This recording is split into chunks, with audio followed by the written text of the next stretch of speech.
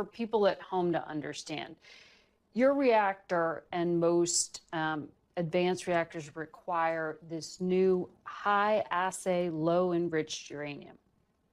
So that supply is really very much owned by Russia. How does America get that fuel without putting money in the pocket of Vladimir Putin?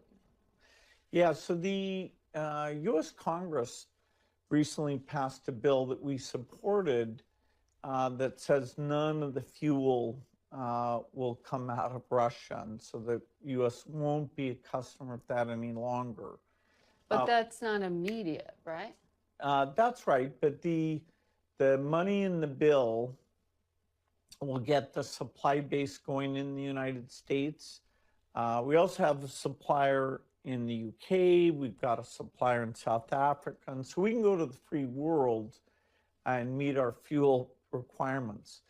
The reason we had to delay our schedule from 2028 to 2030 was because of this fuel problem, and we didn't anticipate a war in Ukraine that changed that completely. And so now building up the alternate plan with the federal government helping us figure that out, that's now completely in place.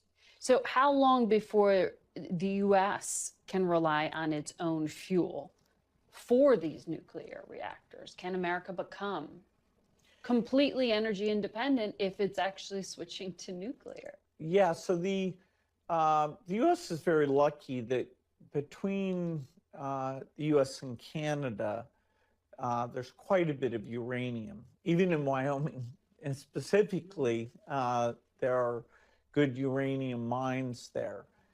But you have to mine for it, and Well, there are environmental concerns around that. And you have to have the manufacturers, and that's the congressional $2.8 billion that they just passed is to get a North America supply chain going.